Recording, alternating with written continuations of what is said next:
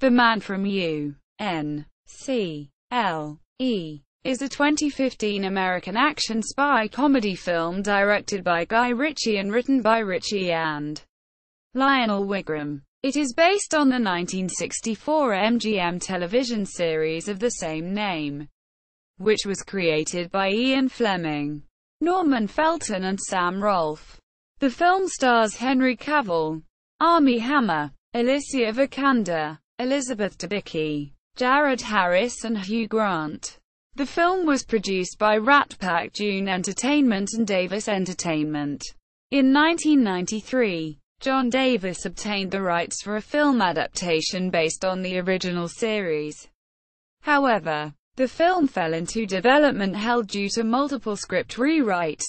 Over the years, Matthew Vaughn, David Dobkin and Steven Soderbergh were optioned for directing until Ritchie signed on in March 2013. The film premiered at Barcelona on August 2, 2015 and was released on August 14 by Warner Brothers, receiving mixed to positive reviews.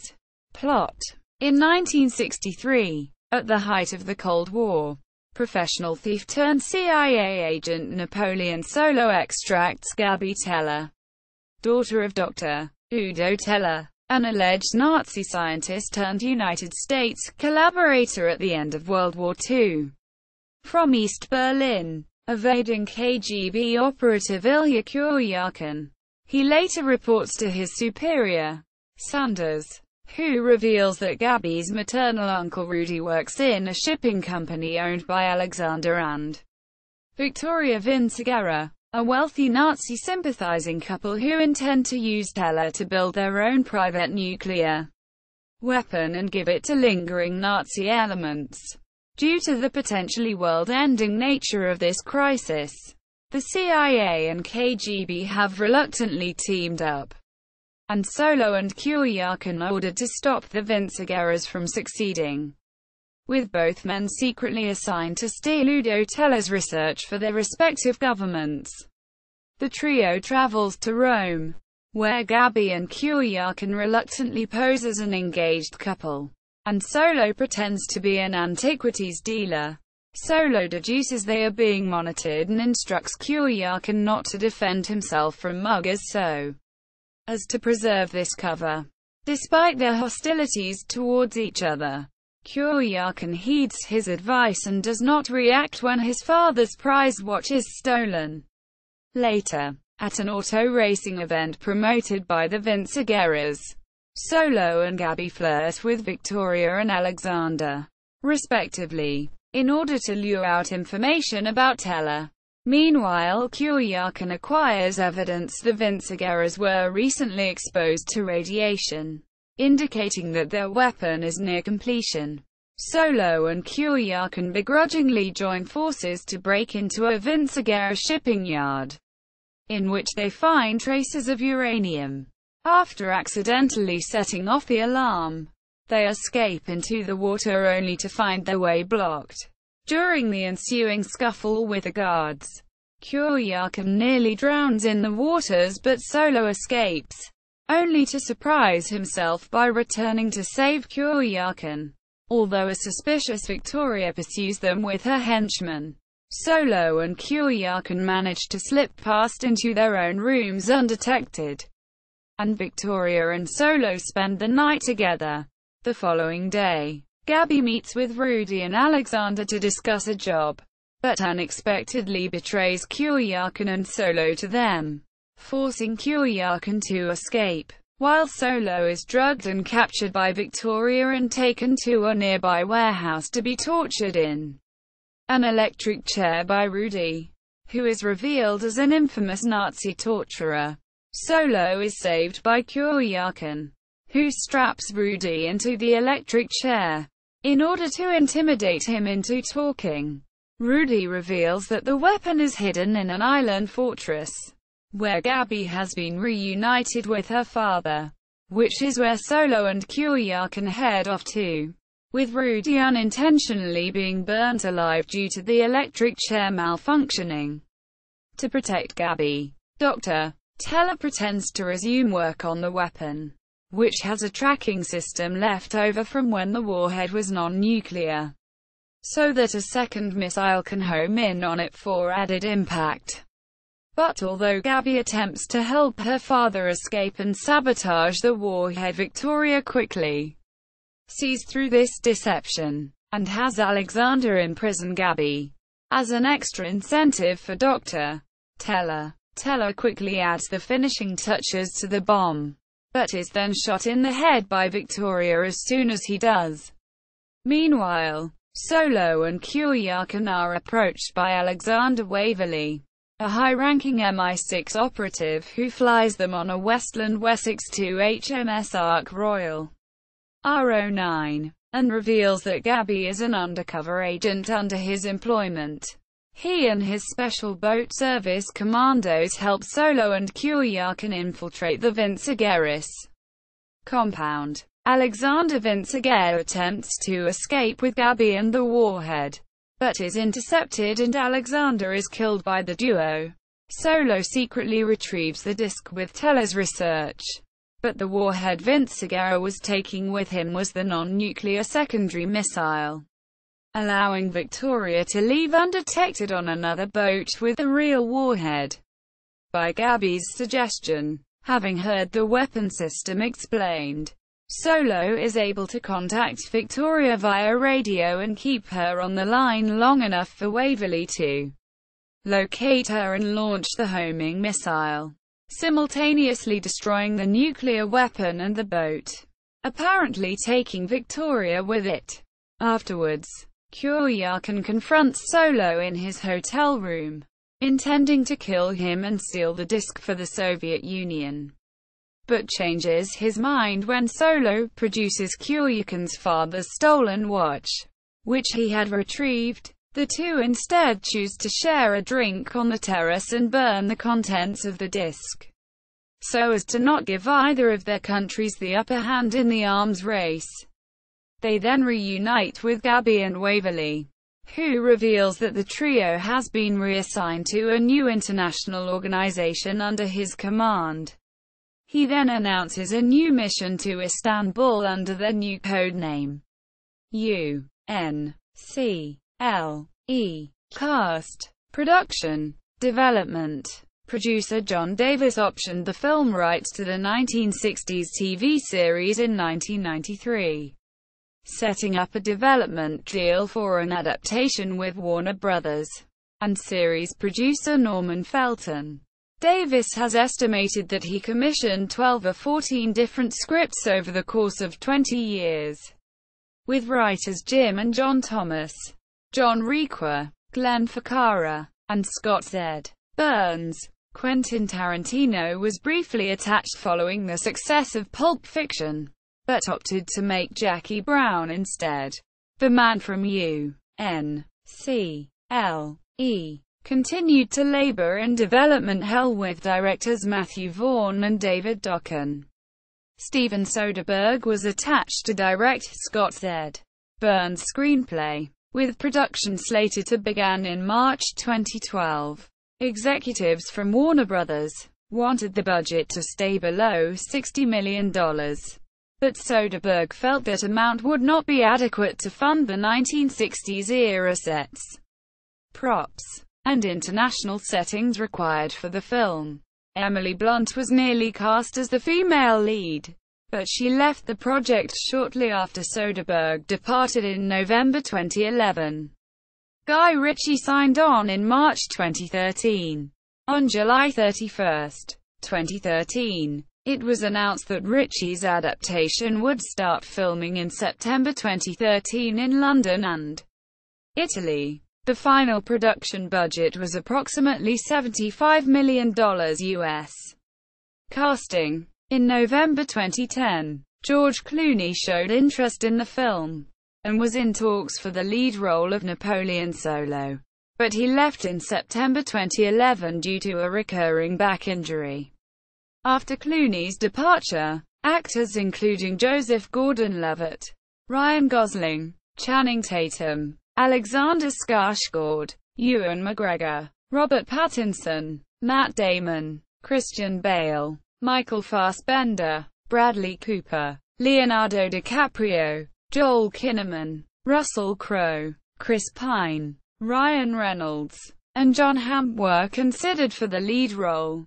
On March 18, 2013, Tom Cruise was in early talks to take the lead in the film. Armie Hammer was cast in the second lead role as Ilya Kuryakin on April 24, 2013, with Cruise set as Solo. Swedish actress Alicia Vikander joined the film on May 8, 2013, as the female lead. On May 23, 2013, Cruise dropped out of the film due to his commitment to Mission Impossible: Rogue Nation. British actor Henry Cavill replaced Cruise.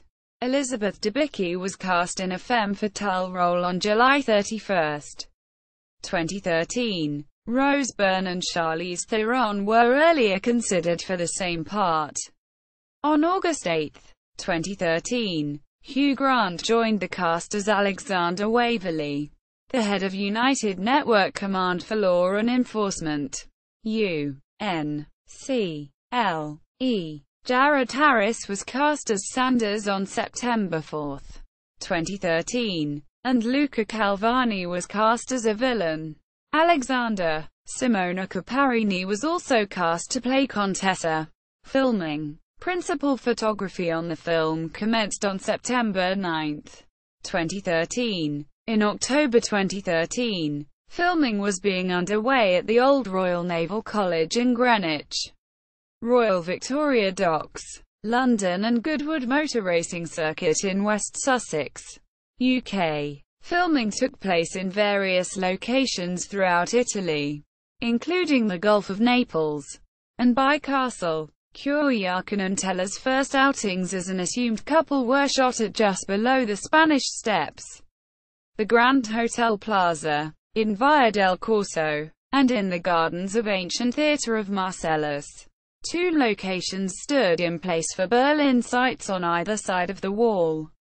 The public toilet fight between Solo and Kuryakin was shot in Regent's Park in London, while the car chase during the movie's first act was shot in Chatham Historic Dockyard, Kent, UK. Director Guy Ritchie finalized the script throughout production. He's quite intuitive and tends to constantly rewrite stuff, which he does even when they're shooting. He'll rewrite things in the morning if they're shooting that day, working with the actors if something doesn't feel right, says long-term collaborator David Alcock. Music. The musical score for The Man from U.N.C.L.E. was composed by Daniel Pemberton. A soundtrack album was released by Water Tower Music on August 7, 2015, who also released a behind-the-scenes video showcasing the many different elements of the process. The musical score received many glowing references in reviews of the film, with the LA Times noting it is composer Daniel Pemberton who in some ways seems to understand the idea of the movie even better than Ritchie. His score, featuring breathy flutes, twangy guitar, spooky harpsichord and pounding drums and organ, capturing the mixture of pastiche, homage and a twist of the new in a way the rest of the film rarely matches.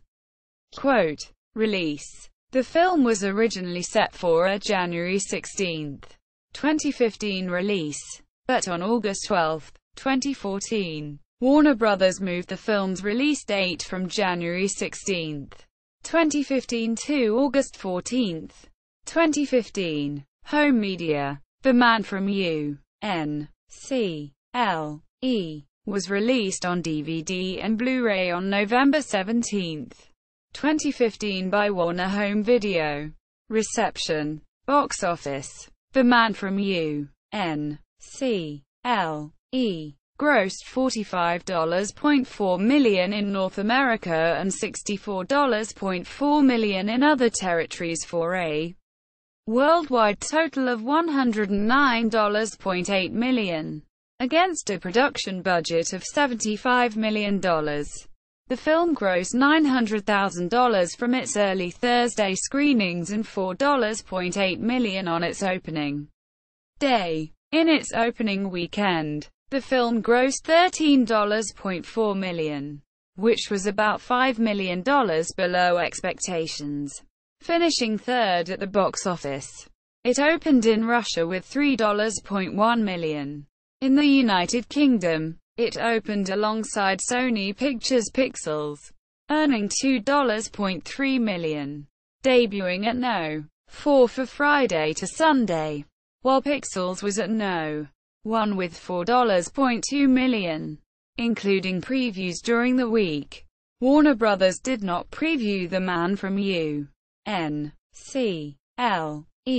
across Asia. It generated $2.7 million from 6 countries and $1.7 million in Australia. Critical response.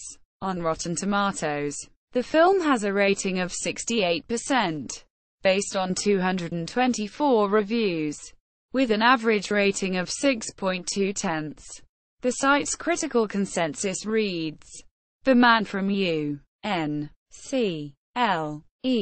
tries to distract from an unremarkable story with charismatic stars and fizzy set pieces, adding up to an uneven action thriller with just enough style to overcome its lack of substance."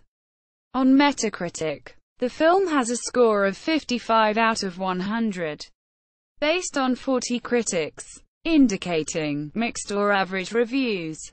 On CinemaScore, audiences gave the film an average grade of B on an A+ to F scale. Accolades. Soundtrack. Compared to What, performed by Roberta Flack. Bunter Draken, performed by Suzanne Desai. When Ich ein Junge war, performed by Rita Pavone. Cry to Me, performed by Solomon Burke. 5 months, 2 weeks, 2 days, performed by Louis Prima. Viaggio nella Prateria, written and conducted by Stelvio Cipriani. Banana Freakout, written and performed by George Guzman. Man from U.N.C.L.E. Theme. Instrumental. Performed by Hugo Montenegro and his orchestra. Che vuole questa musica stesa. Performed by Peppino Gagliardi. Il Colpo, written by Ennio Morricone. Torture in D minor, performed by Sergio Pizzorno. Jimmy Renducci, performed by Tom Zed. Il mio regno, written and performed by Luigi Tenco. Take Care of Business, performed by Nina Simone. Possible sequel. Wigram is reportedly working on the script for a sequel, at the suggestion of Hammer. Cavill has stated he is excited to return for the sequel. Official website. The Man from U.N.C.L.E. on IMDb. The Man from U.N.C.L.E. at Rotten Tomatoes. The Man from U.N.C.L.E. at Box Office Mojo.